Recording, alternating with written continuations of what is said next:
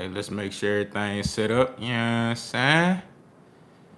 Okay, see, it look like everything good. Contender regime, boxing, checking back in with y'all, man. What's good? What's happening? Another episode of Merlot Fridays, man. You know, we got some good boxing talk. Boxing is back.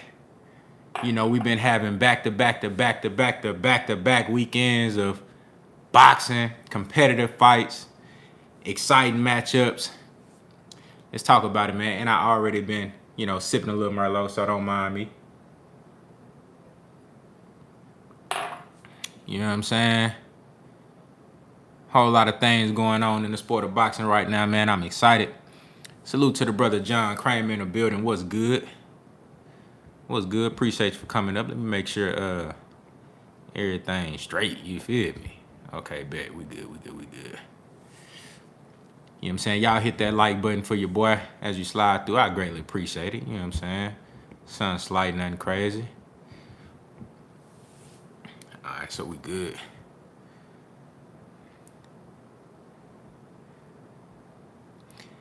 DAZN Bob in the building. Salute to you, my brother. What's good? What's happening, man?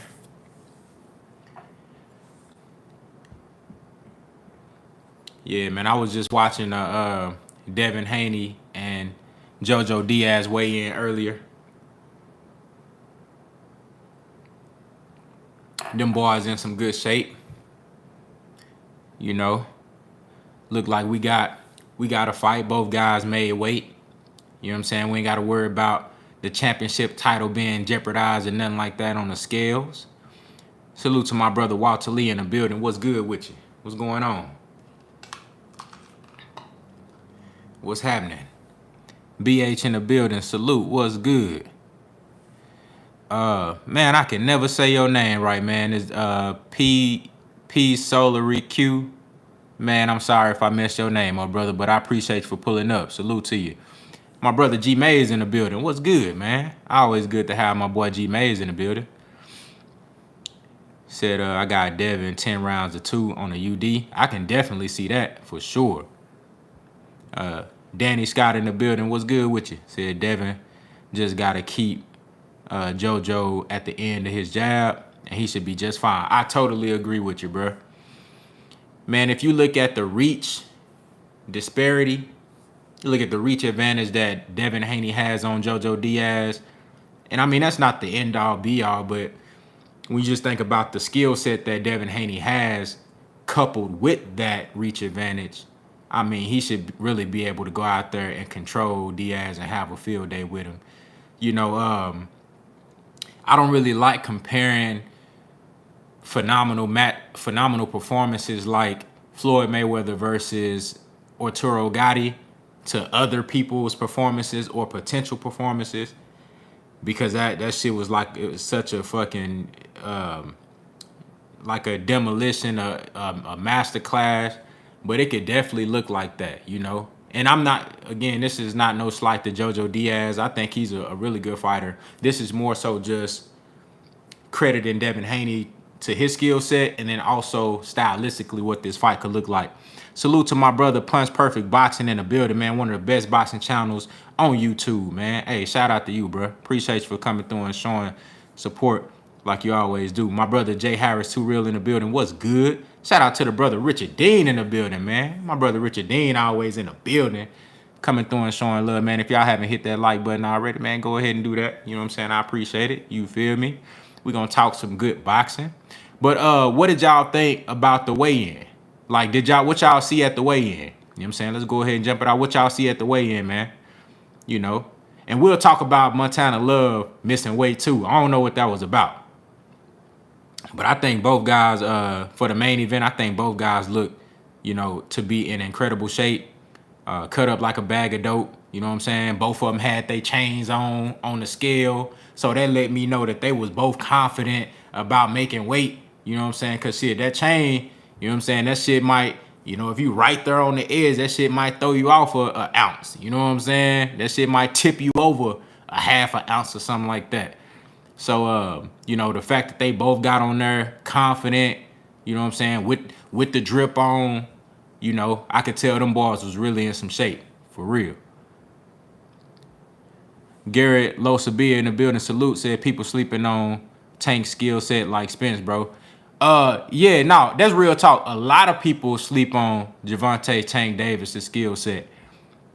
Even after the Leo Santa Cruz performance, I mean, see, it's certain guys that you can't just look at one fight. That's what most people do, and that's where a lot of people fuck up at.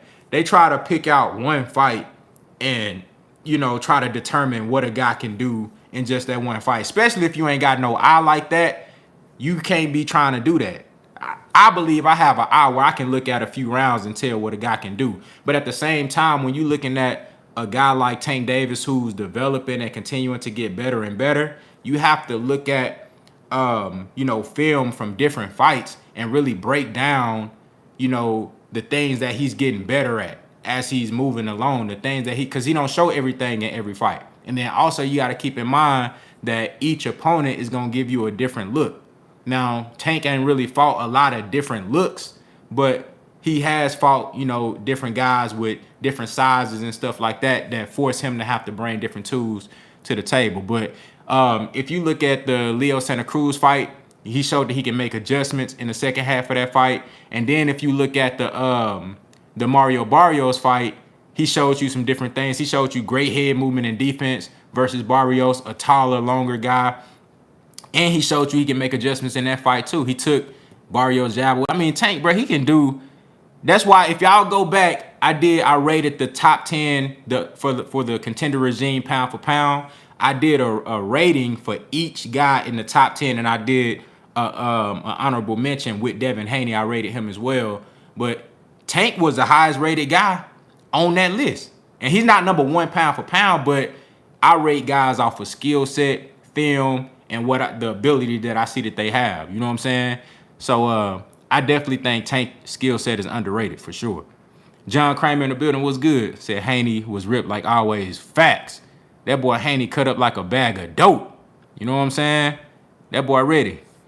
Said JoJo look ready. Haney cut the fuck up. I'm hyped and nervous. I feel you, bro. You know what? Let me make sure I ain't miss nobody. You know what, bro? I gotta to your point, Jay Harris, I got a feeling that, and this is like not no surprise or anything. I wouldn't be surprised at all.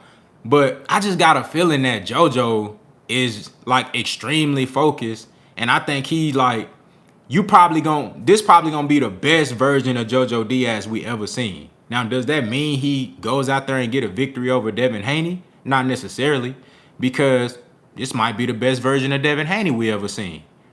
You know, and if you ask me, I think Devin Haney's ceiling is higher than JoJo Diaz's. You dig what I'm saying? Even at 23 years old. Of course, he has more upside being younger, but I think even right now, I think he can probably go to another level that Diaz can't go to, even at 23, while Diaz is smack dab in the middle of his prime at what is he, 29 years old?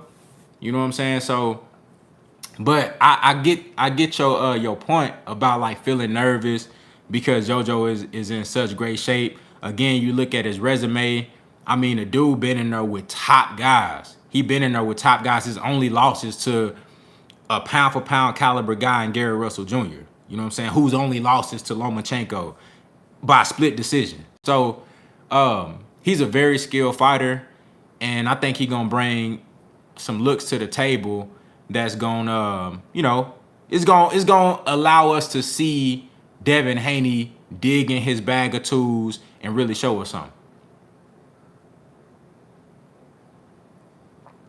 So I think it's just because of the T.O. fight. I guess that's why I'm so nervous. JoJo is at the best. Let me see. That shit moving.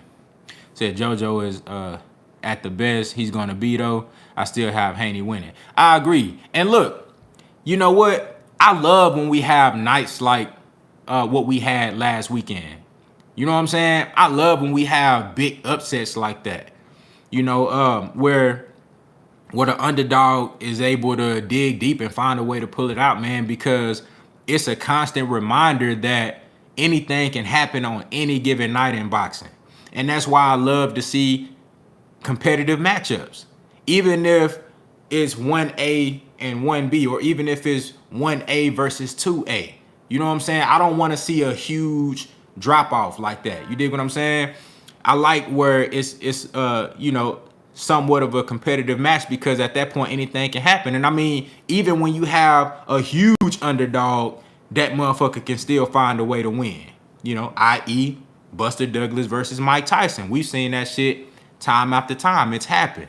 So I love that. But what I think that does for Devin Haney, because I believe Devin Haney is just extremely more intelligent than Teofimo Lopez inside and outside the ring. I just think he's a smarter fighter.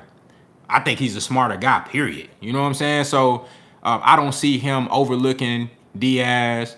I know everybody's talking about the Cambosis, the potential Cambosis fight, and you see the title. We're definitely going to discuss that, what that means, what could potentially happen.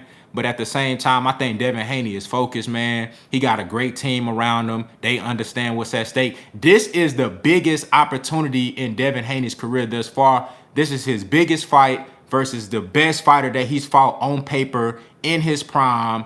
This shit really for all the marbles. Because if you can't get past JoJo Diaz, forget a Cambosis fight, forget a Tank Davis fight, forget all that shit. You know what I'm saying? So, you know, that's how he got to approach this fight. And I truly believe that's what he's doing. Mike Rhyme in the building. Salute to you, my brother. Appreciate you for coming through. My brother King Y in the building, man. Hey, shout out to my brother King Y. What's good, man? Nice to have you here, man. Shaquan in the super chat coming through and showing love. Shout out to you, man. I appreciate it. Said peace contender. Man, really looking forward to this fight. I think that Linares fight sharpened Dev's defense considerably. I totally agree. I totally agree with you, bro. And I'm glad you brought that up, because, you know, I understand what those moments can do for a fighter. It could either break you down, or it can build you up and make you stronger, make you sharper, make you more aware of those particular moments in fights, so you can, you know, avoid that shit in future fights. And then so you can know what to do if you ever land yourself in that position again. And I think it was very important for Devin Haney to experience that at such an early age. Remember, this guy just turned 23 years old. He was 22 in that fight versus Linares, defending his WBC title. I mean, like, when you think about the shit that Devin Haney doing right now, forget about the fact that he hasn't been, up until this point, he hasn't really been awarded the opportunity to fight the best guys and really show what he can do. But this man, he was 22 years old in that fight versus a 4-division champion in Linares, one of the hardest punchers in the division, very crafty, skilled and experienced veteran, and was able to go out there and outskill that man like that and weather the storm when he did get hurt. That was important for him to experience that type of you know, what's the word I'm looking for? Adversity. That was important for him to experience that early. So now if he does face something like that, he know what to do. You know, he know how it feels. You know what I'm saying? He understands that he can bounce back from it and still get the victory. So I think that was important for him. And I mentioned this in a video like a few weeks ago. I said, man, look, everybody giving him shit about getting hit like that and being hurt. I think that shit gonna make his defense even better. So if you thought Devin Haney's fights was boring, you finna see even better defense now. You know what I'm saying? You finna see even sharper defense now. But I also think you're gonna see better offense. I think you're just gonna see a better Devin Haney as he continues to rise up in competition, man, and get a chance to show his skills and what he can do. Salute to the brother DAZN Bible in that super chat coming through and showing love. He said, I want Devin to win. Not only do I think he's just a better fighter, but I don't want to see this young man get blackballed. Man, I 100% agree. You know, of course, I'm rooting for Devin Haney. You know, I call it how I see it, man. If I think a guy can win or is going to win, or if I think if he going to lose or whatever, I'm going to call it how I see it, man. But I just think Devin Haney is the better guy. I think he's the more skilled fighter. I think he got more tools. But I'm genuinely wanting to see him win. And for those reasons that you mentioned right there, and just because I seen Devin Haney come up. I seen his amateur rise. I seen videos of him when he was a kid hitting the pass with Roger Mayweather. I mean, this is legendary shit. This man done trained with Roy Jones Jr., Floyd Mayweather Sr. and Jr. You know what I'm saying? Jeff and Roger Mayweather. You dig what I'm saying? Like, his pedigree is crazy. He done been in the ring sparring with like all-time great legendary type fighters. So this man really has a wealth of knowledge, and he has the skills that reflect all of the training and teachings that he has gathered along the years. So I know his potential and his upside, and I want to see him reach that shit. I want to see him really turn out to be exactly what I believe he can be, man. For real. Salute to my brother Jay Harris, Too Real, in that super chat coming through and showing love. He said a bit off topic, but I watched both Shakur and Devin's latest fights. I think Shakur is better. Haney is good as hell, but Shakur is so sharp. Skilled. I guess we'll see what Devin does tomorrow. You know what? That's another great point. And that's not off topic at all, because that's a good conversation. I agree with you. I think Shakur right now is a bit further along than Devin Haney. I just think he's more polished. And if you guys watch the sparring match, even though Shakur is, what, a year and a half, maybe 2 years, I think he's like a year and a half, almost 2 years older than Devin Haney. The sparring that we all seen a few years back when Shakur was 17, Devin Haney was 16, it was very competitive, back-to-back, damn near 50-50. But I thought in that sparring, Shakur was just a tad bit more polished. You know, Devin Haney was the #1 amateur in the world. Shakur was on his way to go fighting the Olympics. You know what I'm saying? I think Shakur is just a tad bit more polished, but that doesn't necessarily mean that when they fight, he's gonna beat Devin Haney, because styles make fights. I like both of their skill sets. I like both of their skill sets, and you're right. Tomorrow night is gonna be a chance for Devin Haney to show everything that he can do. I think that Devin Haney is going to have a similar performance that Shakur Stevenson had versus Jamel Herring. You know what I'm saying? I think he's going to have a similar performance.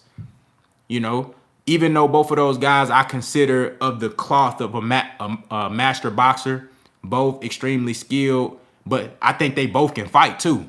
You know what I'm saying? They got a lot of similarities, but, you know, stylistically, they're a little bit different. You know what I'm saying? A lot of similarities, but their style is just a little different. You know, I think when that fight does happen, it's definitely 50-50. I wouldn't bet one way or the other. I mean, I think either of those guys can win that fight. Salute to the OG Mr. Munt in that super chat coming through and showing love. He said, don't be surprised if Devin give JoJo what he's looking for in the trenches as well as the outside. You know what, Mr. Munt? Hey, shout out to you, man. I think that Devin Haney at some point, if you go back to that breakdown that I did, the keys to victory, I think at some point we're going to see Devin Haney in the middle of the ring fighting JoJo Diaz on the inside. He showed us so much in that Linares fight.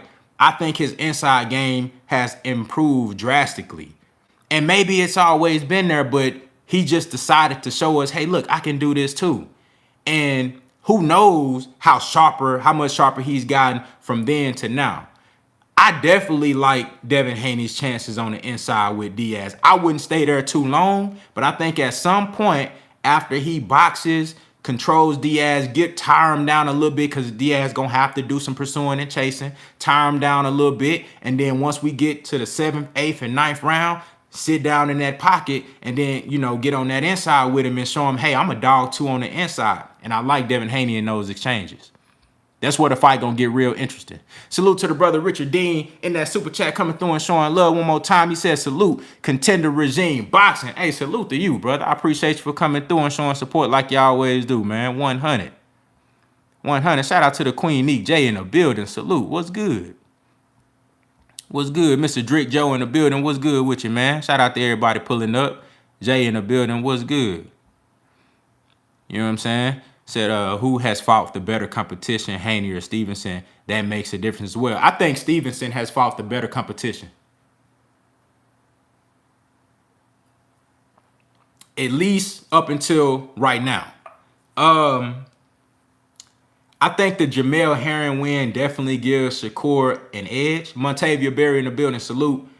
But, I mean, if Devin Haney goes out there and he performs very well and looks, you know, spectacular versus JoJo Diaz, I mean, I think, you know, you can even those out. I think JoJo Diaz is just as good of an opponent as Jamel Herring is, you know? So that's a good question.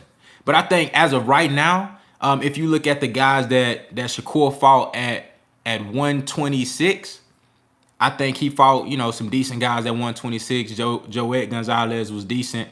There was another guy that he fought, like, I think before he hit 10 fights, that was a pretty stiff guy as well. You know, the guy that he fought from, I think it was the African guy, you know, the police officer and shit. He was a pretty decent guy as well. So, I don't know, man. I think they both fought around the same type of competition. You think Haney fought the better competition? I don't know. Damn, okay, I'm forgetting about Linares. I don't know. You might be right. I don't know. I think they fought like the same type of competition. I don't know. I think it's pretty much even. You know what I'm saying? I think it's pretty much even. I'm forgetting about Linares and Gamboa. You know what I'm saying? I know they was older, but at the same time, I mean, Linares still tough. You know? And shit, Gamboa is Gamboa, so I don't know, man. But after tomorrow night, shit, Devin Haney might have the edge as far as experience and competition. That was a great question. You know, somebody said Tank versus Shakur. Tank versus Shakur, man. I don't know. That's a tough one. That's a tough one. I don't know. I don't know if Shakur can stay away from Tank. I don't know. That's tough. Said Linares will beat Jamel Herring ass. He might. Hey, now that you say that, Jay Harris, now you got me thinking Linares probably would beat Jamel Herring in a close fight. You know what I'm saying? The way he performed versus Stevenson, he might get his ass whooped by Linares. I ain't gonna lie to you. But man, Shakur versus Tank, that's a tough one. That's a tough one right there. That's 50-50, bro. I ain't gonna lie to you. That's 50-50. You know what I'm saying? I'm leaning towards Tank. But I don't know. Because I'm going to be honest with you. A17 Boxing be in the building. Salute to you, my brother. Appreciate you for pulling up. Roddy be in the building. What's good? I ain't going to lie, man. I'm leaning towards Tank on that. G5 Gabe in the building. What's good with you, my brother? I'm leaning towards Tank on that. Just because even though I don't think he can control distance like Shakur can, I think outside of that, and that's a big thing, that can win Shakur Stevenson the fight, his ability to control distance. But I think outside of that, Tank can do everything Shakur can do. But he got way more power. I think outside of the ability to control distance, which is huge, I'm not disregarding that. That alone can win Shakur Stevenson the fight. But aside from that, I think Tank can do everything that Shakur can do, but he got way more power. Yeah, I might have to take Tank on that. I don't know. But shit, it depends on when it happened. If it was to happen today, I got to go with Tank on that. But if it happened 7 years from now, 5 years from now, you know what I'm saying? Tank is what, 27 right now? I don't want to say 7 years. That's too long. Let's say 3 years from now, I might have to go with Shakur. I don't know. That's tough. That's tough.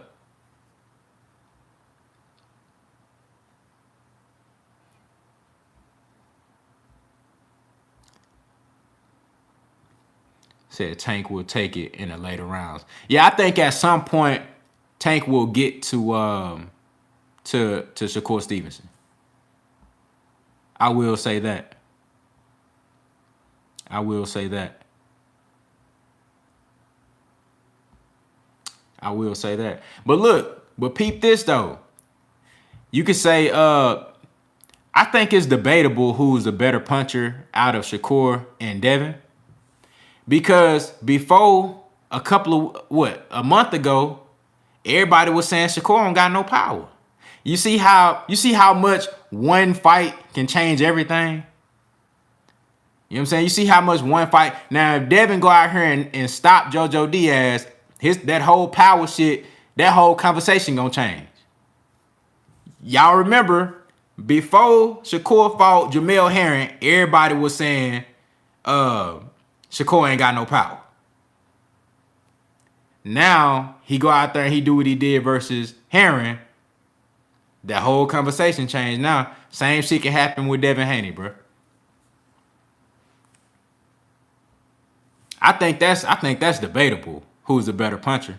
Because neither one of them got devastating punching power, but I think they both got respectable power. That's why you don't see guys just running through their shit.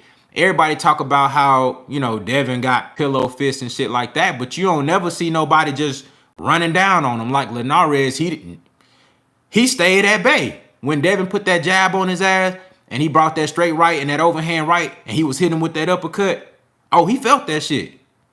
Because otherwise, if he didn't, he would have just tried to run through him like Mike Donna tried to do Floyd in the first fight. You know what I'm saying? But he knew what was good for him. Same thing with Shakur. If Shakur didn't have no power like these dudes say, motherfuckers would have been just went in there and ran through him. Because they not fearing anything that's coming back. You will take chances like that because you got to know going into that fight, you can't outbox this guy. You know, you go into a fight with Shakur Stevenson or Devin Haney, you got to automatically go in there thinking, look, I'm not finna just win a chess match with this dude. I'm not finna outbox this dude from the outside. So if I don't think that they can hit, I'm going to run through that shit. But they obviously got some type of power. Unbiased perspective in the building. Salute to you, my brother. What's good?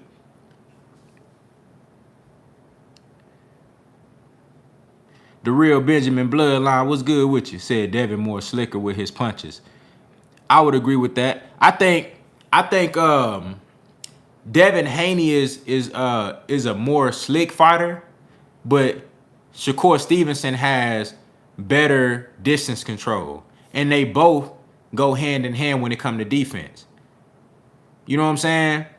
Shakur can be slick as well. He's a very slick guy.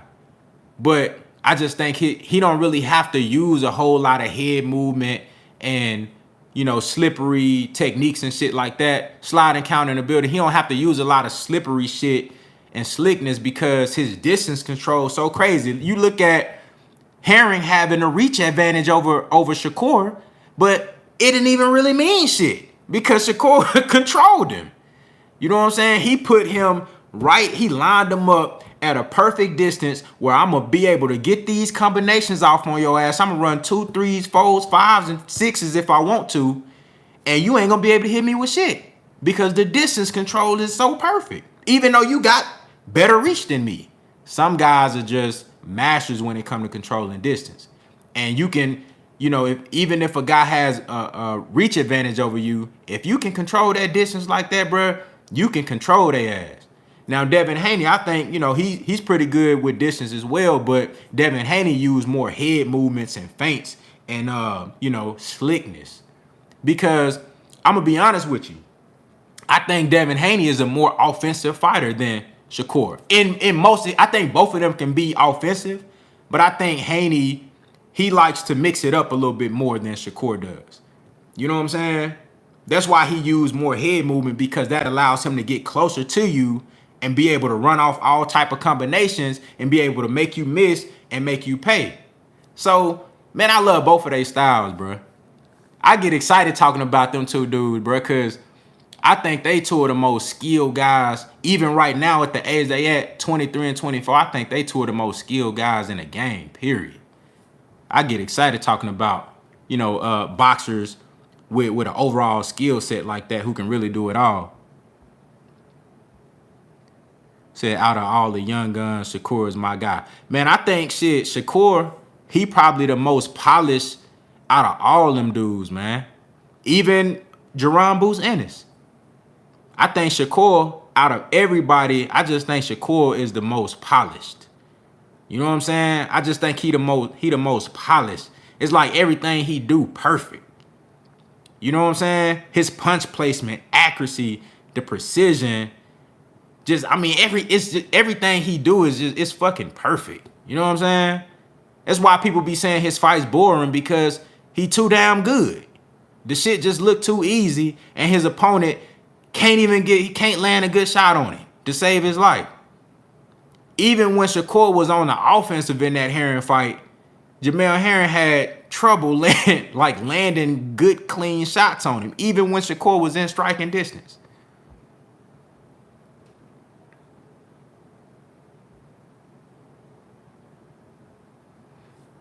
Aaron Edwards in the building, salute. Said I can watch him fight all day. Big facts.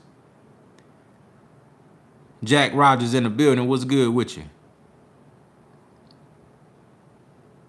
Yeah, I seen Ford fight a couple of times. I didn't watch his I missed his last performance. Everybody keep telling me to go watch it. I'm gonna check it out. I seen him fight a couple of times though, man. He can fight.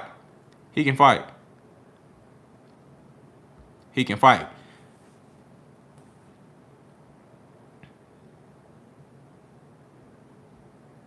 You know what I'm saying? But look, so let's talk about this. In regard to Lawrence RBE in the building, salute, says Shakur would kill Cobra. Hey, yeah, I got Shakur in that Cobra fight. That'll be a good one, though. That'll be a good-ass matchup. So let me ask y'all this. You see that George Kambosis was successful in his, attempt to take the title from Teofimo Lopez. He was successful, went out there, put up a great performance. Now he the unified champion at lightweight. Now we have, coincidentally, Devin Haney fighting on this Saturday, and we have Gervonta Tank Davis fighting on Sunday. Now both of these guys are possible opponents for George Kambosos. Now he got a choice to make. The good thing is that we've been seeing Devin Haney and George Kambosos have some run-ins and meetups, very respectful. No trash talk. Them guys been talking like men. You know what I'm saying? Real fighters. Talking about a potential matchup. And, I think those guys are leading by example. George Kambosos is my type of champion. George Kambosos is the type of guy that I want to see as a champion. In any division. Guys like George Kambosos, that's who I like to root for. Them the type of guys that I like to see with the belts in their hand, because I know they gonna do what they supposed to do with them motherfuckers. You know what I'm saying? And even if they lose, they gonna get their ass back up and they gonna get out there and fight, and it is what it is. I feel like a tyrant done been dethroned in Teofimo Lopez, and we got a real motherfucker at champion right now. You know what I'm saying? Now, I think he would be willing to fight either Tank or Devin Haney. Now, I want to ask y'all, which fight do y'all think makes the most sense? Which fight do y'all think makes the most sense for George Kambosos? Let's say Devin Haney wins in spectacular fashion and Gervonta Tank Davis wins in spectacular fashion. Which fight do y'all think makes the most sense? Devin Haney and Kambosos for Undisputed? All the belts on the line? Or a big pay-per-view money fight with Tank Davis and Kambosos? Stylistically, that's a great fight. Action-packed. Kambosos can fight and he can box. But we know Devin Haney, he can fight and he can box as well. And he got the last belt for Undisputed.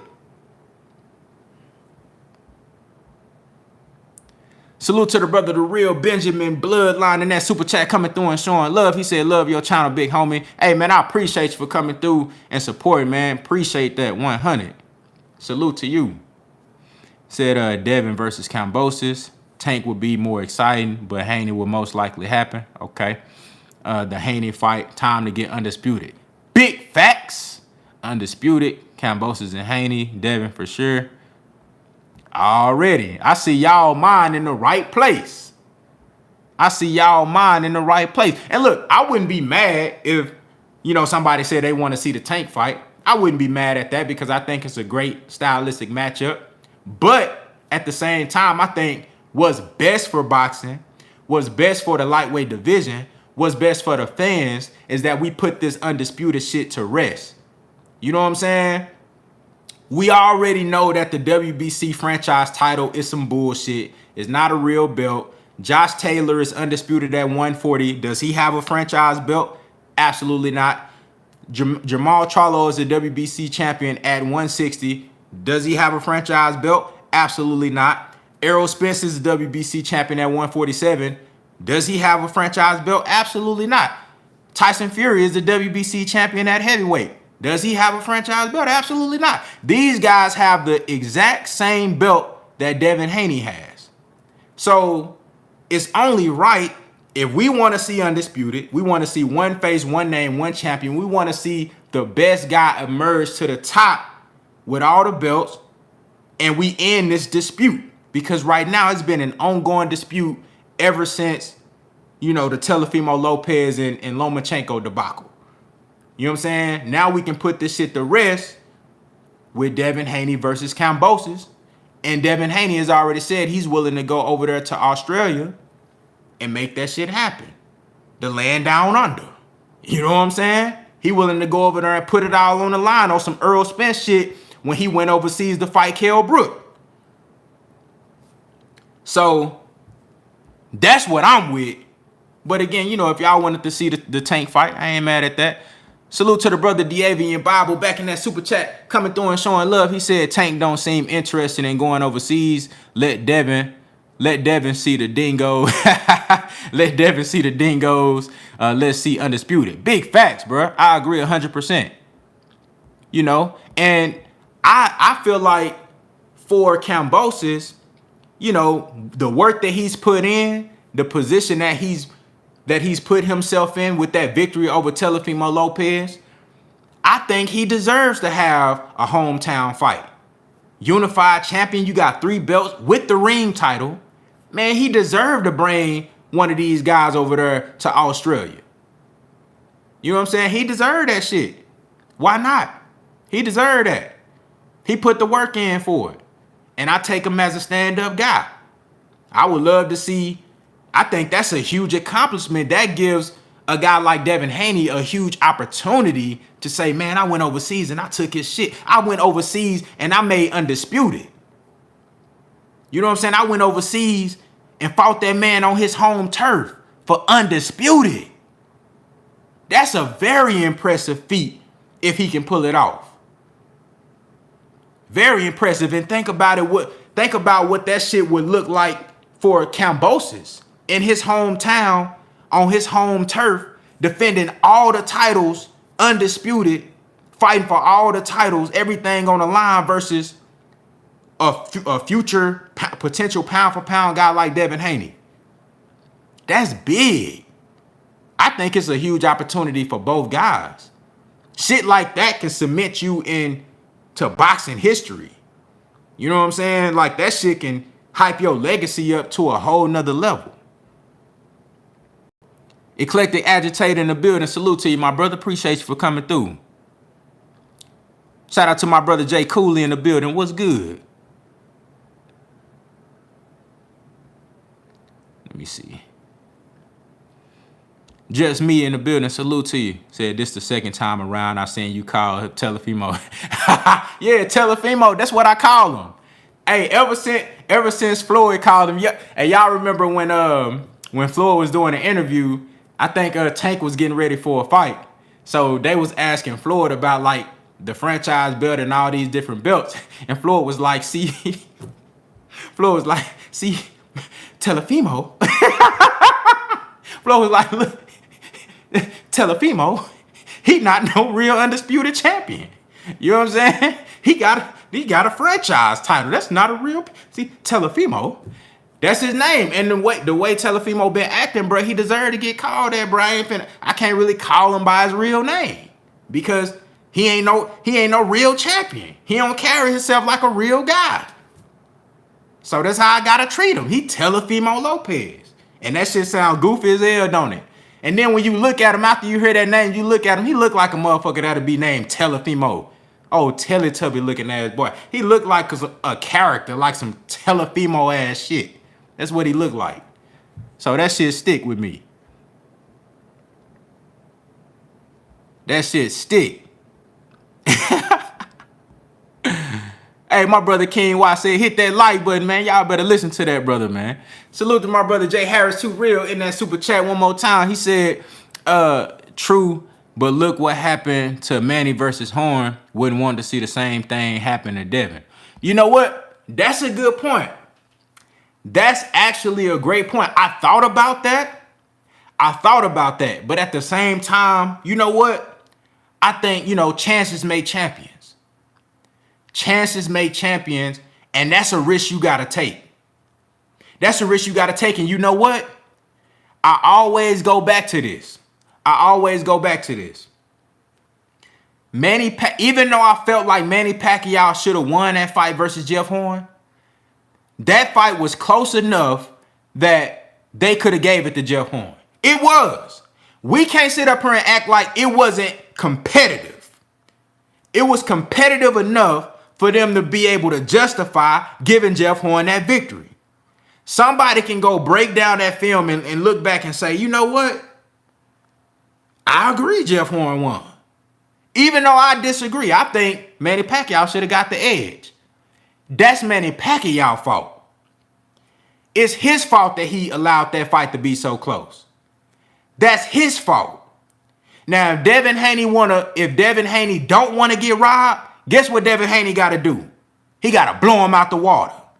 He got to separate himself. He got to make that shit so definitive that nobody can question whether or not he won the fight. Period.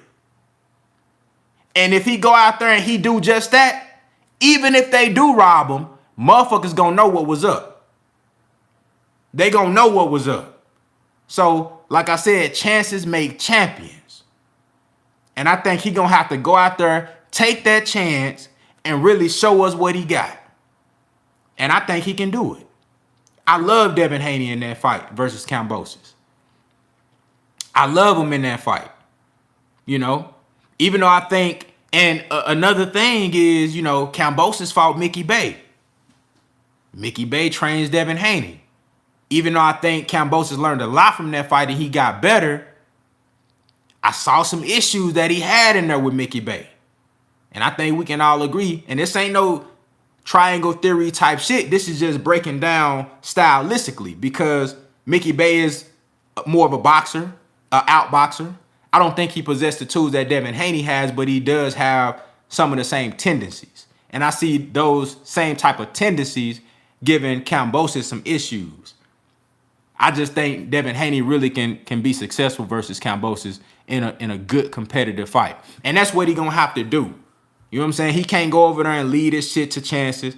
He got to go out there and put on a great performance. First, get past Diaz tomorrow night.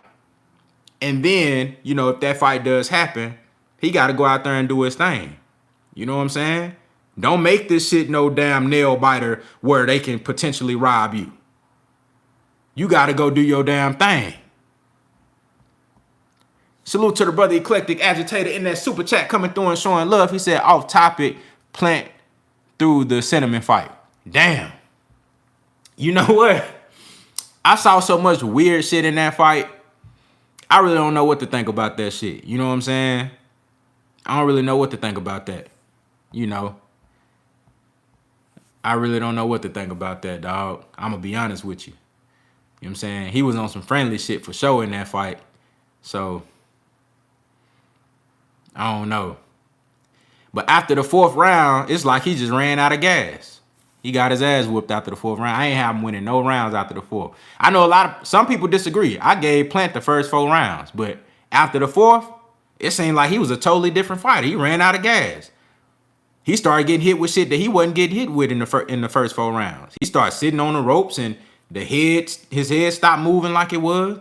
The defense went down. You know what I'm saying? His fierceness went down. And then you seen him started talking to Canelo, asking for forgiveness. Please, please don't hit me too hard, Mr. Canelo. Please, please, don't you think I'm a good fighter? I'm only 20, 21 and 0, but I'm pretty good, ain't I?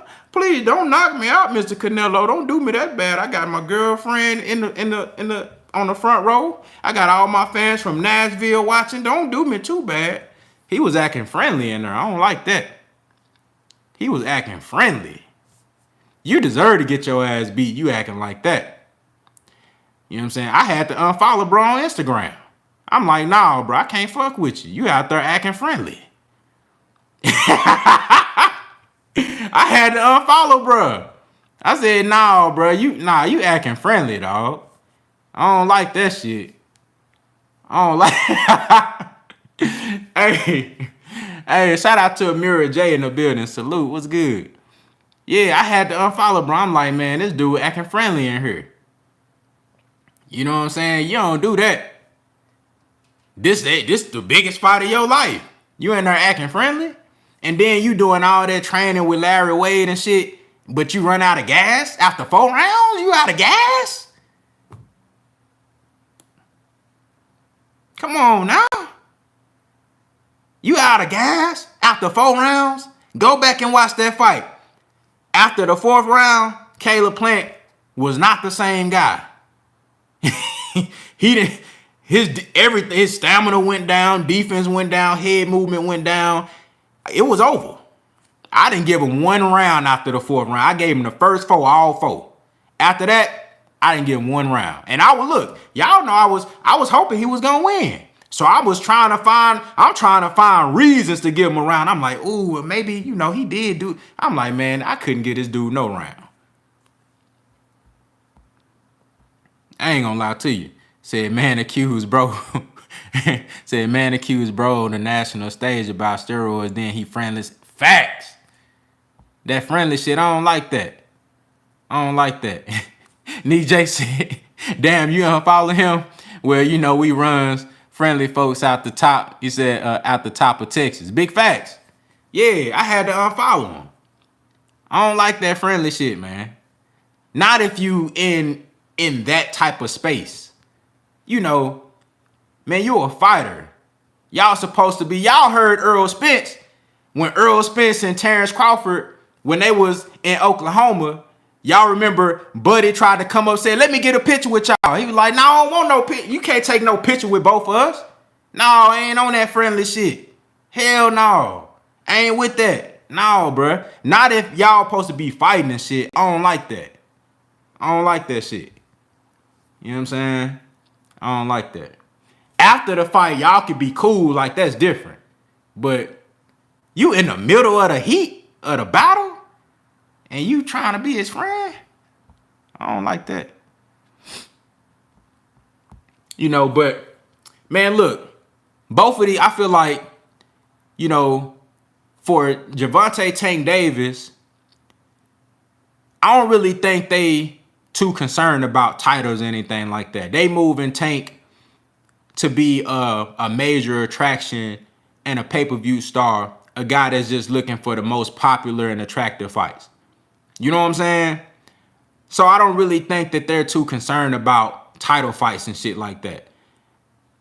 Like the brother said, Gervonta Tank Davis didn't seem too interested in fighting Cambosis. It's not that he don't think he can win or something. I just don't think that that's a fight that they really look. I think Tank could fight anybody that they put in the ring with him, but I really don't think that that's a fight that they're looking at as something that they actually need.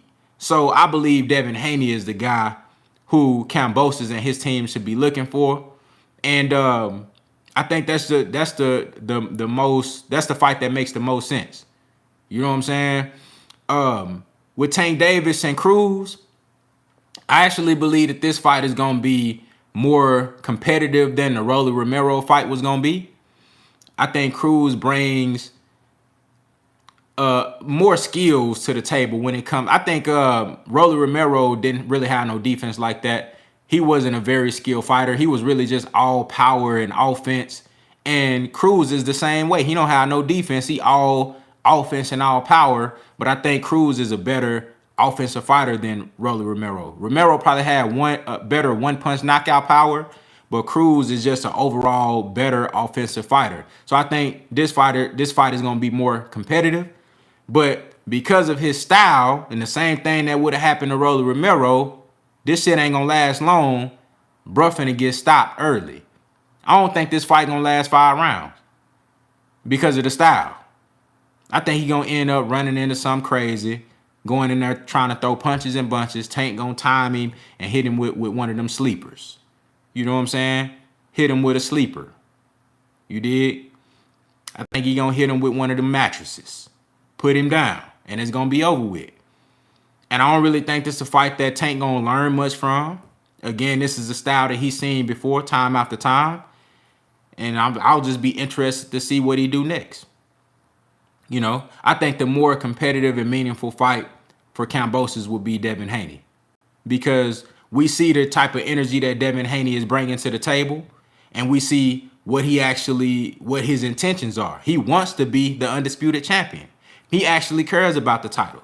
And I don't really blame Tank Davis now for not really being excited about the titles, because you see what these sanctioning bodies do. They trying to shit on Devin Haney. They've been trying to shit on Devin Haney. You know what I'm saying? You see the WBA, they shitting on Yordenis Ugas. So shit, you know, it's probably about time for these fighters to start looking at these sanctioning bodies with the side eye, like, do I really need you? Like, I'm bigger than you, to be honest with you. And that's how Tank them moving. So I'm really not mad at that. So let him go and fight prize fights and, you know, main attraction pay-per-views and shit like that. And for guys like Devin Haney who actually want to be undisputed and who care about shit like that, you know, that's the fight that makes sense for me. You dig what I'm saying? My boy Eclectic Agitator said, I hit the Cash App for the work. Man, I appreciate it, bro. You know, I'm working off the trap phone, so they won't let me go check, you know what I'm saying, and see what the hell was going on and then get back on the live. But I appreciate it, dog. You know what I'm saying? You know, much appreciation for sure. Shout out to the OG Mr. Munt back in that super chat coming through and showing love. He said the way Cruz fight, he couldn't see an uppercut coming if Tank warned him before. Said Tank gonna fill that arena up with uppercuts. Big facts. Big facts. Dude come forward with a head full of steam and a million punches. And that's what's gonna make the fight fun. I think for them first 3 to 5 rounds is about how long it's gonna last. It's gonna be exciting. You're gonna see a plethora of offensive weapons from Cruz. He gonna be coming forward throwing all type of combinations with vicious power. And you know, if he catch Tank with something, now the shit is interesting. But I just think Tank is too patient, just too focused, man, and too sharp. He be seeing all that shit. And that's one thing people don't give Tank a lot of credit for, man. His patience and you know, his ability to just like pick the perfect shots at the right time. You know, he don't waste a lot of punches. Tank Davis is really meticulous and, you know, very particular about the shots that he throw and when he throws those shots. And he can line your ass up for the perfect shot at the right time. And if you're a fighter like Cruz, you won't even see it coming. You won't even see it coming. You know what I'm saying? I think he gonna hit Cruz with something crazy. He gonna hit Cruz with something crazy in about I say the 4th or 5th round. I don't see it going past 5. You know, and I don't really know what the undercard is like. I'm gonna be honest with you, it's not really pay-per-view worthy in my opinion. But if you're gonna buy the fight, I wouldn't blame you, because shit, if you like knockouts, you gonna get a knockout. I was gonna buy the Rolly fight though. I ain't gonna lie, just because I wanted to see Rolly get his ass whooped, and I thought that would have been the build-up was gonna be lit. And I just actually thought that was a genuinely entertaining matchup. But this fight, I'm gonna be honest with you, I'm not buying this shit. You know what I'm saying? You know, but I mean, if you buy it though, that I think that's a good look. Shit, it's, you know, if you like knockouts, you just want to see somebody get their ass knocked out, you know, it's a good fight. It's a good matchup.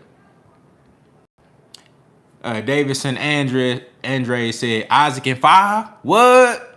You got Cruz knocking out Tank in 5? That's tough. Salute to my brother Diaz Bible back in that super chat coming through and showing love. He said another off-topic point. It seems like if you're black and Cuban, you're really finna get mistreated. Hey, no, for real. Because they done fucked over Guillermo Rigondeaux. They fucking over Yordenis Ugas. This shit they doing with Yordenis Ugas, bro. I don't think I seen no shit like this in a long time. Like, you finna throw this man in a tournament with some up and coming youngsters, like some dudes who ain't never did nothing, when he can fight Errol Spence for a unification or Terrence Crawford for a unification. That's crazy.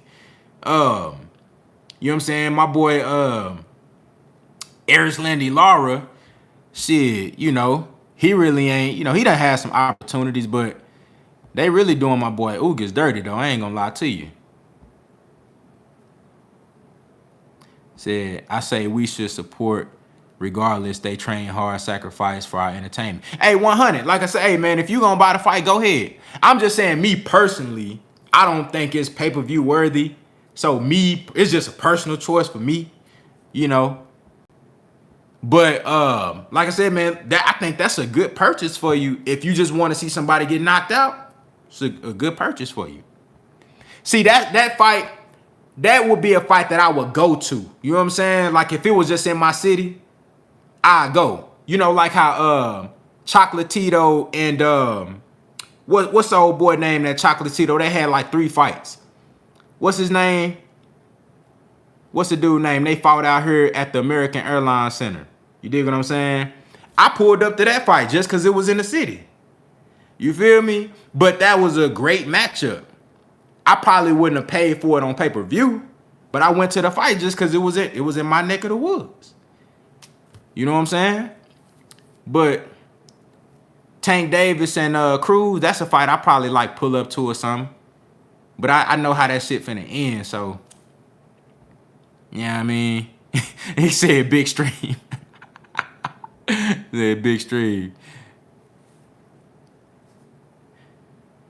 Said, hate to say it, but if you buy Tank versus Cruz, Floyd and them gonna keep putting Tank on pay-per-view with trash. Hey, you know what? Hey, man, I want them to continue to build Tank to be a pay-per-view star. I do agree with you, though, that they should put him in there with some better guys.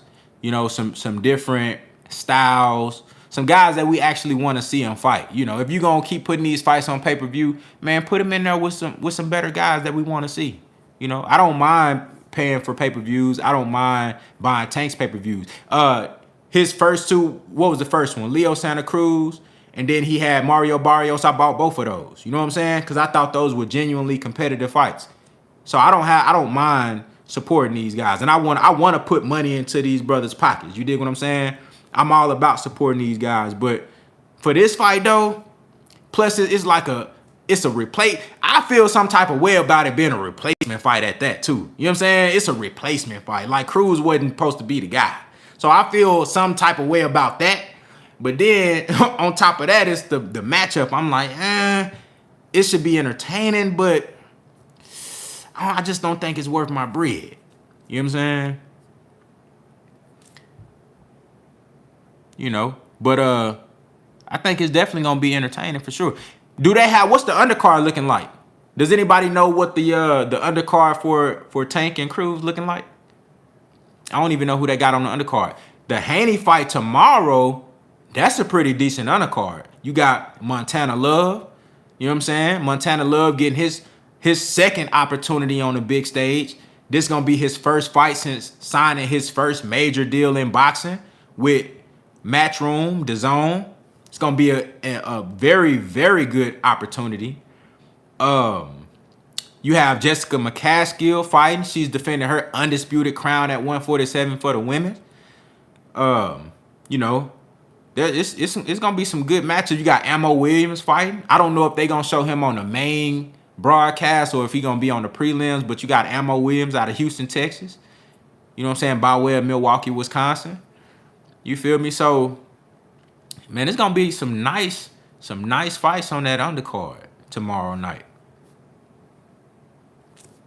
Said Deverenchenko, Gary Antoine Russell. Deverenchenko versus Gary Antoine Russell. How that's gonna happen? He fight at 154 and Russell fight at 140. Now, Deverenchenko fight at 160, don't he? How that's gonna happen?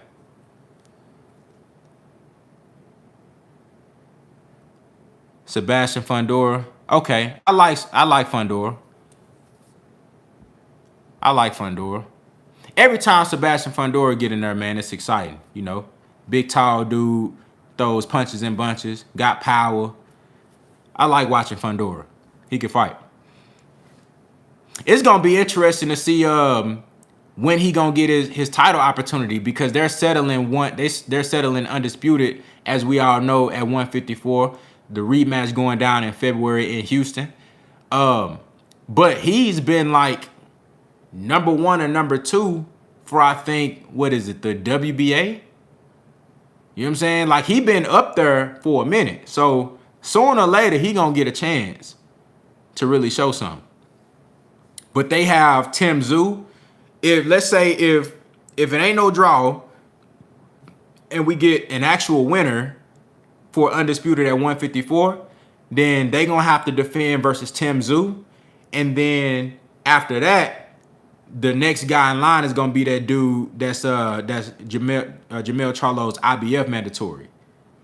You know what I'm saying? And then after that, I believe Sebastian Fundora will be next in line to get an opportunity. So he like 2 or 3 fights away from getting a shot at the titles. Said Derenchenko was talking about moving down to 154 after Jamal got through with him. Yeah, I heard about that. I think he will be better fit at 154. You know what I'm saying? I think he'll be a lot more effective. Y'all know what would be a great fight at 154 for Derenchenko? Fucking Brian Castano, man. That shit'll be a war. That shit'll be a war. I would love to see Derenchenko versus Brian Castano, man. That shit'll be a fucking war. That shit'll be crazy. G-May say, I'm loving that Marcus Brown and Derrick James combo. Yeah, I actually believe that Derrick James can really, like, help Marcus Brown sharpen up his game.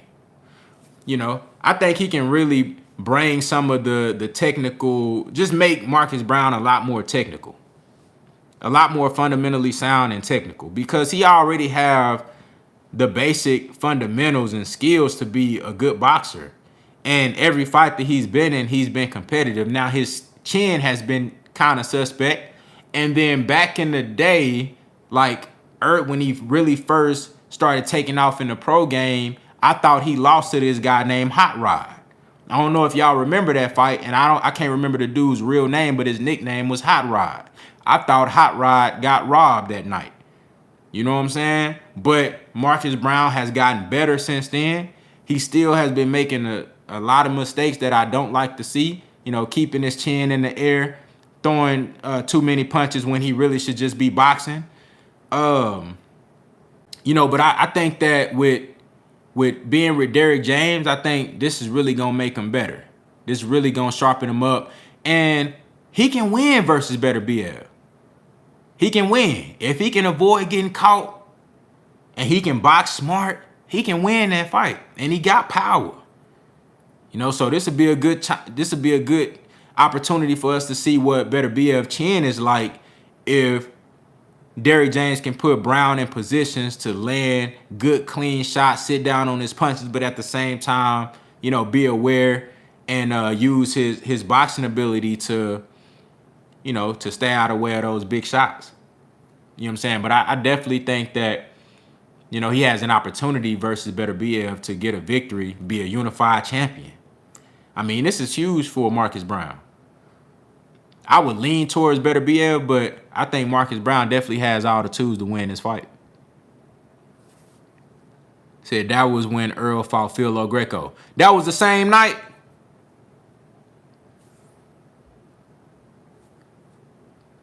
I knew it was a few years back. But yeah, I thought Hot Rod won that fight, man. Okay, so that was the same night. I got to go back and watch that shit. I ain't heard from Hot Rod since. He probably said, man, fuck this boxing shit, man. Man, fuck this boxing shit, man. I'm done with this, man. You know what I'm saying? That was a good-ass fight, though. I think they both got knocked down or some shit. That was a good-ass fight. Salute to the brother Jay Einstein in the building. What's good?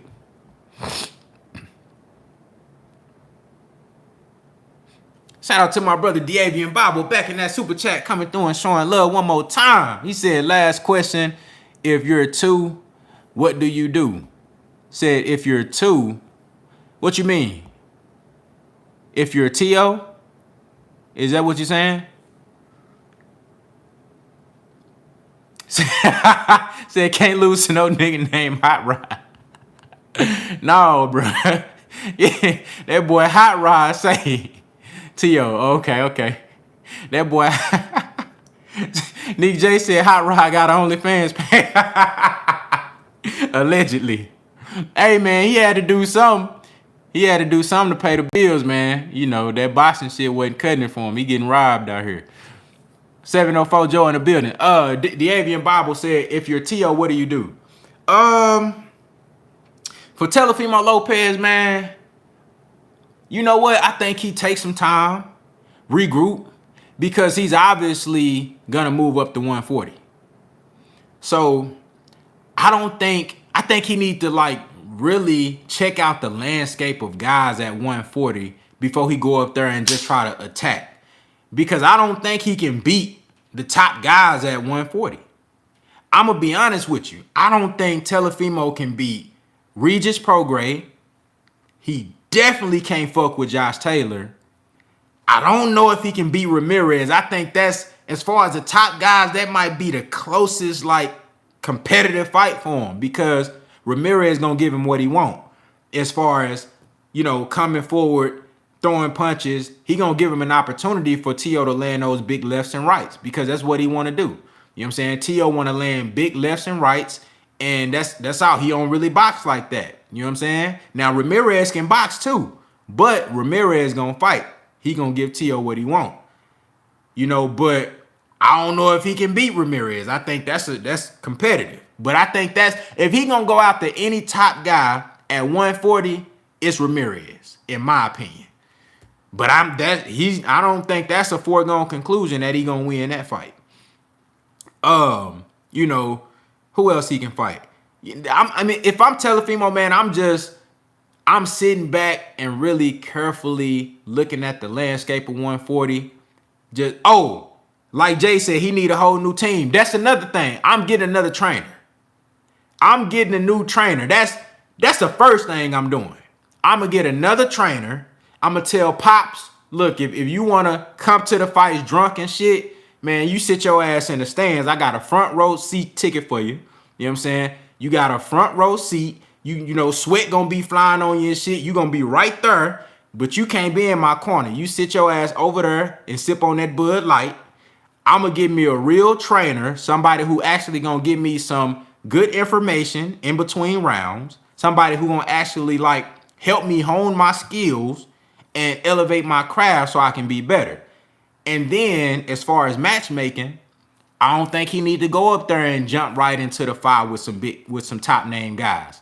I think he need to go fight a legitimate 140 pounder as far as size wise, just so he can get acclimated to the division and then work his way up. Because he get out there with trying to fight a Josh Taylor or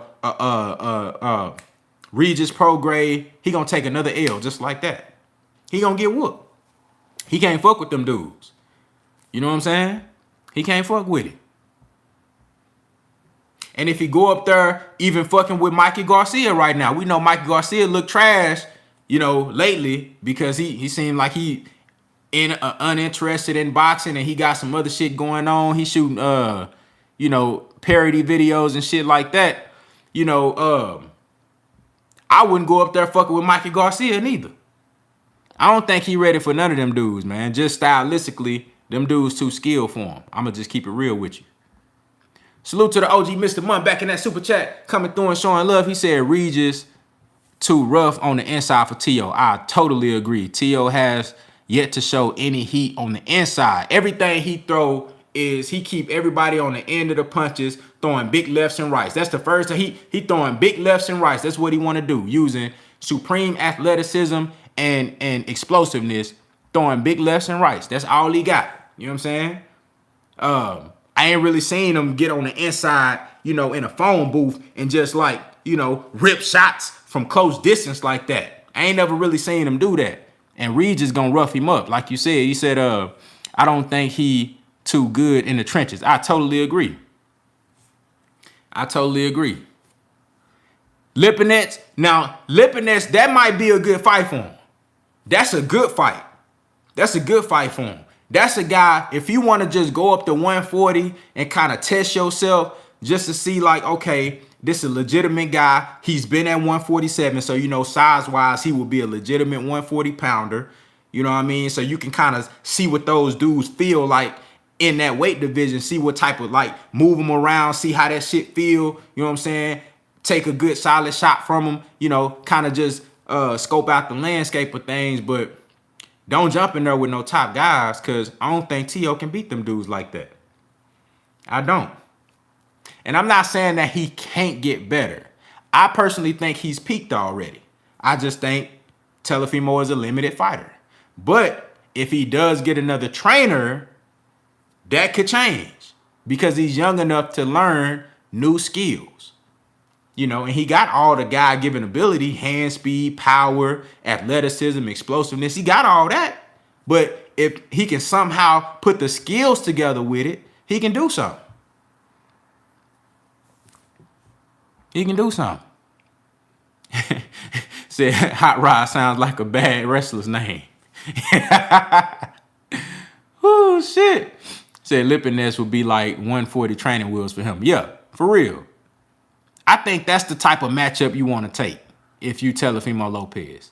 Barrios, I don't think he want to go up there fucking with Barrios. I think Barrios will beat him. I think Barrios fuck around and stop Teofimo. I ain't gonna lie to you. You know what I'm saying? Because he can box.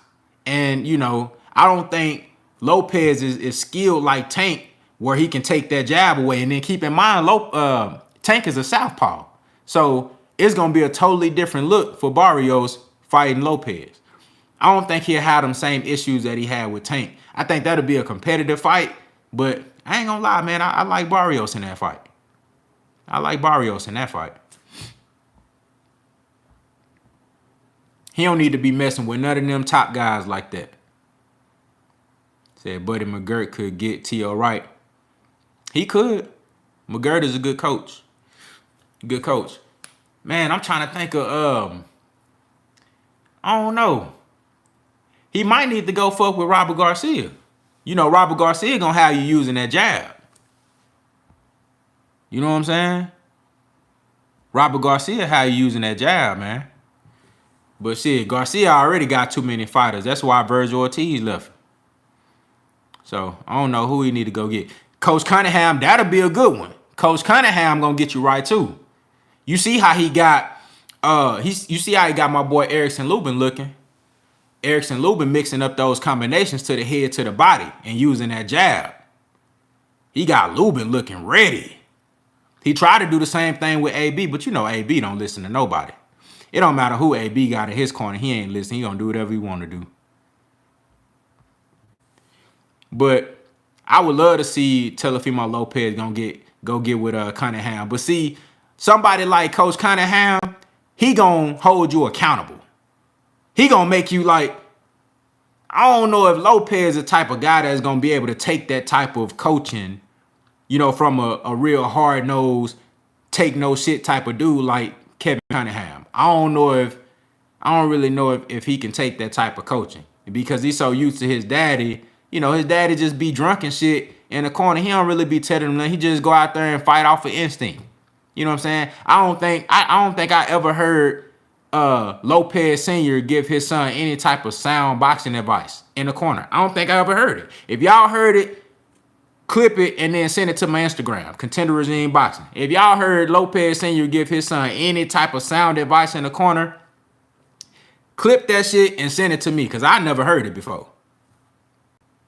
I never heard that shit before. You know what I'm saying? It seemed like he just tell Lopez, yeah, go knock him out, go get him. Hit him with the uppercut, go get him. He's ready to go. You know what I'm saying? Knock this motherfucker out right now. You know what I'm saying? Like, he don't even be telling them nothing. He don't be giving them no game, no strategy. He be like, yeah, all right, this round, look, you hit him good that time. Now go knock this motherfucker out right now. Teofimo probably be like, all right, cool, shit. You know what I'm saying? Yeah, knock his ass out, bro. For real, that's what he do. Even when shit go bad, he like, yeah, you looking good in there. Now go get him. He needs somebody like Cunningham. But I don't know if he can take that. Everybody can't take that type of coaching, especially when you've been so used to having your dad. And I think it's hard. It's more difficult for fighters who have who always been coached by their father or like a close family member. It's hard for them to switch trainers, even when it's more beneficial to them to do that. even if it's advantageous for them to make that switch, it's hard for them to do it because it's like a crutch. You see Sean Porter should have been switched trainers. You know what I'm saying? He should have been switched trainers. The only person that really did it, and I mean, you can't really count this, and Floyd Mayweather, he had his uncle, Roger Mayweather. Both of him and Floyd Mayweather Sr. were both in his corner coming up in the amateurs and in the pros. They all trained together, so you really can't say like it was still with a close family member. And then again, Floyd is the type of guy, in my opinion, he can go out there. He probably like one of the, like a 1% of fighters that can go in there without a trainer. Because he done seen so much in the game where he really don't need nobody. He can just go in there with a game plan and do this shit by himself. You know what I'm saying? He's like in a 1% of guys that can do that. But I don't really see Teofimo switching trainers, even though I think he should. Because his dad, man, I think that's going to be a crutch for him. Danny Garcia should have been switched. Even though I think Angel is way better than Teofimo Lopez Sr., I think Danny Garcia should have been switched trainers from his pops. He should have been switched. He should have went to go fuck with Bozzy Ennis. Jerron Ennis' dad, he's a great coach. Jerron Ennis' dad is a hell of a coach, man. I be listening to the game he be giving it. You know what I'm saying? And I be paying attention to the shit they be doing in their gym, man. Like he really have his fighters working. You know what I'm saying? Working on good shit that's gonna really make them better. He could have went over there and fuck with Bozzy Ennis. You know, I'm not against father trainers, but I think if there's a situation where the fighter needs something better, then they should make that move and not just stay with their dad just because it's their dad. You know what I'm saying? But if you look at Floyd Mayweather Sr., legendary coach. Roger Mayweather, even though that's his uncle, is still like a father figure. It's blood, it's family, legendary trainer. I think Bozzy Ennis is he can be something like that. You know what I'm saying? Maybe, you know, that's high praises, but I think he can definitely, you know, be a very respectable trainer in the game. You know what I'm saying? He can be respectable. Salute to the OG Mr. Month back in that super chat, coming through and showing love. He said he fight off of instinct, but he not an instinctive fighter. Boost is an instinctive fighter. Facts. Bud is. Tio is not. He can't adjust on his own. That's a big fact. And that's why you will see him take those L's like that. Robert Guerrero, yo, Robert Guerrero's dad was terrible. He should have been switched trainers. Bro, he didn't give him no sound. He said he's running like a chicken. Like, bro, come on, dog. Yeah, he should have been switched. Robert Guerrero daddy, he should have been got another trainer, bro. That's a fact.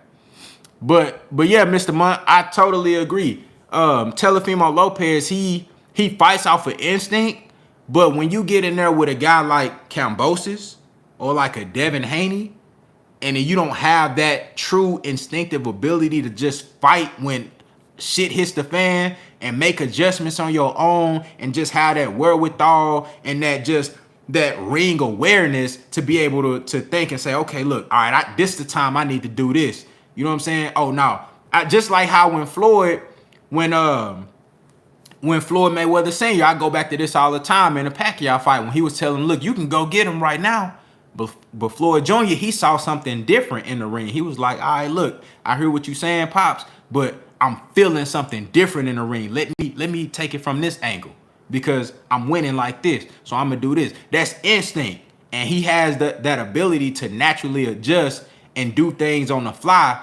Every fighter can't do that. And I definitely don't see that in Teofimo Lopez. And that's why he need a guy like Coach Kevin Cunningham, somebody who's going to be strict with you and give you a game plan so that you can stick with it and like sear this shit in your brain, like do this, do. You know what I'm saying? Because he can't fight like that.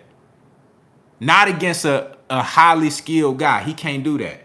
You know, these guys that's one-dimensional, that he can just go in there and get his shit off on, and then, all right, everything cool, I'm good. He can do that with them, but you can't do that with no guy that has extra levels, because when they do go to that next level, all that natural ability that you got, that shit ain't gonna work. You know what I'm saying? You only got a puncher's chance at that point. You know, not when this guy taking it to another level in the skills department, let alone turning it up just like how you turning up your athleticism and your ferociousness and your intensity. They turning that shit up too, but they also going to another level with the skills and the adjustments and the ring generalship and the ring IQ. You can't just raise that shit up if you ain't got it like that.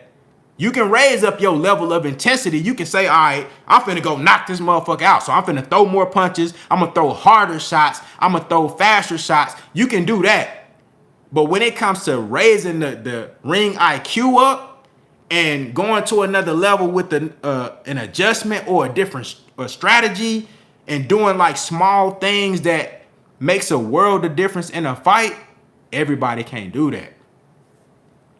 Everybody can't do that. And that's what separate like decent fighters or good fighters from elite and great fighters.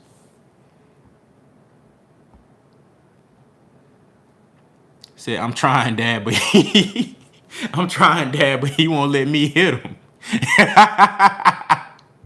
Yo. Said he boxed Loma though, because he was hungry and focused. You know what? Initially, when I reacted to that fight, I wanted Lomachenko to lose so bad, I'm not gonna lie to you, that I gave Teofimo a little bit too much credit. And I'm being candid and honest with y'all.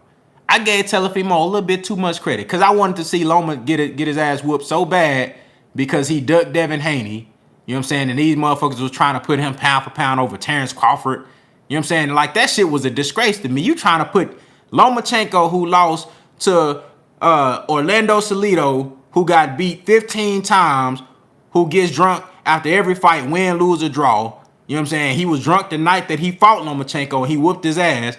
He lost to him, and y'all got this man over Terrence Crawford pound for pound. I didn't like that. So I wanted to see Loma get his ass whooped so he can be humbled again. You know what I'm saying? Even though I like Lomachenko as a fighter. But those first 6 rounds, I don't know what the fuck Lomachenko was doing. He didn't throw a punch.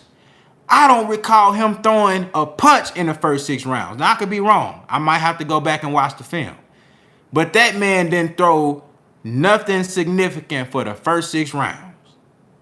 So it's kind of, I ain't gonna say it's easy, but it's not very difficult for you to win rounds on a guy, even though Teofimo was kind of sort of using a jab. It wasn't nothing spectacular, but he was just using a jab here and there, and then he would come behind it with a fiery straight right or overhand right to the head and to the body, trying to put some steam on shit and let Lomachenko know he was there.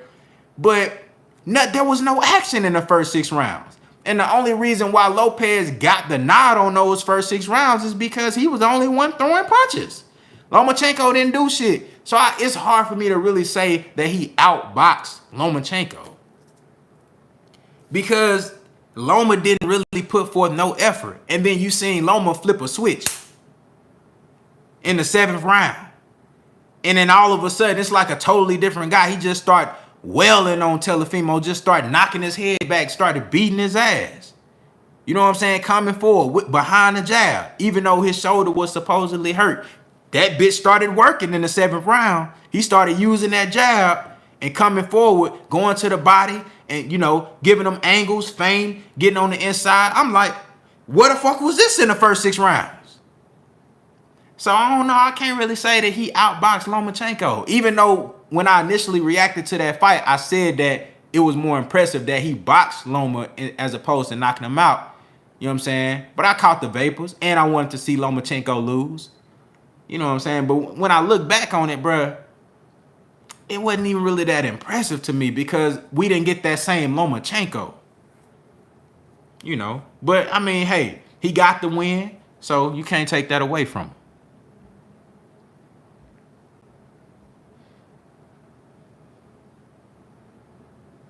Salute to the OG Mr. Month coming through in that super chat, showing up and showing love. He said he did box Loma, but Loma didn't do much of anything in the beginning, but stood out. He said, but what stood out was the rounds T.O. lost was one-sided. Exactly. That's a fact. Salute to the brother Big Tex 33 in the building. What's good? That's exactly what happened.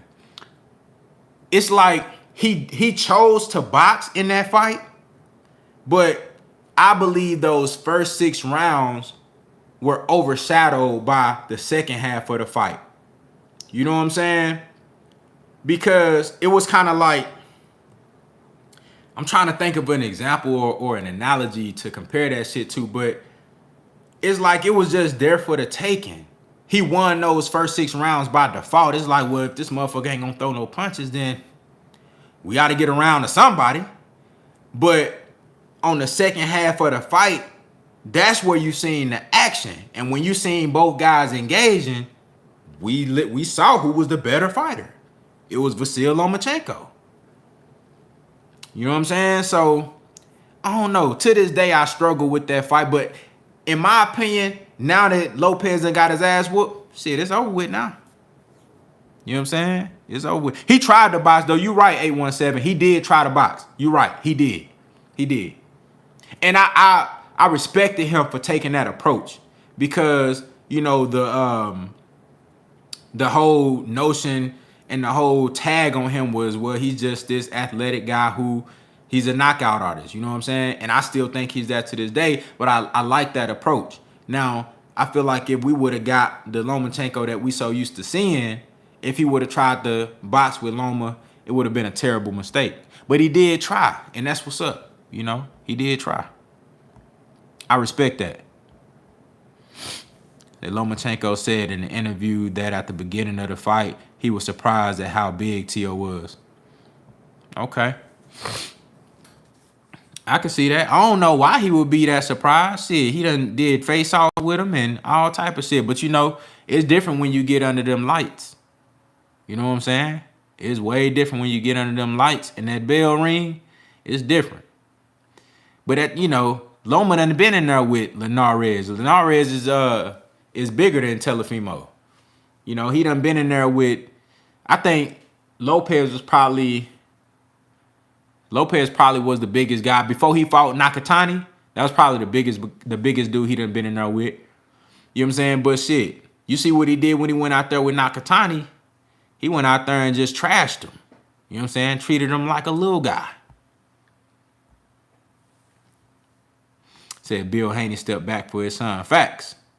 Facts. And that's what you got to be willing to do, man. And you know what? I think it's more so, I'm glad you brought that up. I think it's more so when you see, when you got Kind of Loco Sports in the building, salute to you, my brother. Appreciate you for pulling up. When you got that type of dynamic, the father-son thing, and you see that it's not working, I think is of the responsibility of the father to say, all right, look, let me take a step back. At least suggest that to your son and say, hey, what you think? You know, do you think we should kind of bring somebody else in? Let me take a step back. You know what I'm saying? And then you do your thing. Let's see what it looked like with somebody else. I love what Bill Haney did. Look, let me take a step back. You know, let Mickey Bay and the other trainers that we have here step up and be more hands-on. Let me fall back. Let me play the business side. You feel me? Because 9 times out of 10, the son ain't gonna say that. You know what I'm saying? Like, Sean Porter ain't gonna come out and say, I need another trainer. You feel me? But if Kenny Porter suggests, all right, you know, let me take a step back. You know, this shit ain't working. Let me get you somebody. Sean might be like, you know what? You right. I'm with that. Because you with it. You know what I'm saying? So, I think that's what it's going to take. But 9 times out of 10, the father ain't, especially somebody like Lopez Sr., man, he ain't going to do that, bro. He ain't going to do that, bro, because he living through his son. He like, shit, man. You know, shit, I'm out there. It's like I'm playing a video game, shit. He probably be in the corner like, yeah. He feel like he playing a video game or something. He living through his son. He playing my career, boxing mode and shit. Hell no, he ain't giving up that training spot, man. Teofimo gonna have to tell him, hey man, you gotta get your ass on, man.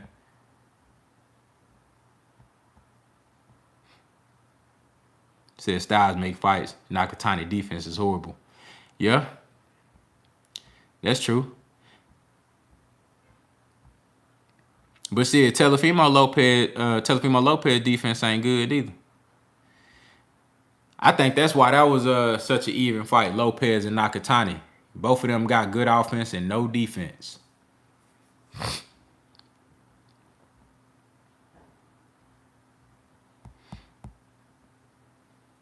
Said Senior rather ruin his son's career than get out the way. Facts. If Haney doesn't get the Dion Kennedy in the building, salute said if Haney doesn't get the Cambosis fight, then who does he fight?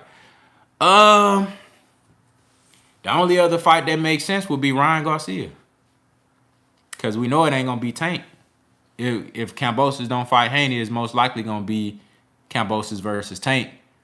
And the only other fight that makes sense to me would be Devin Haney versus Ryan Garcia. But ain't no telling what he going to do.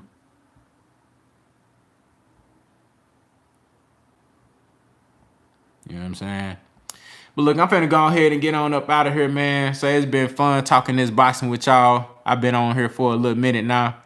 You know what I'm saying? Look, appreciate everybody for coming through in the super chat, showing love. Thank you so much for your support. Everybody in the regular chat, interacting, chopping it up on this Good Friday night. You know what I'm saying? I hope y'all enjoy y'all weekend.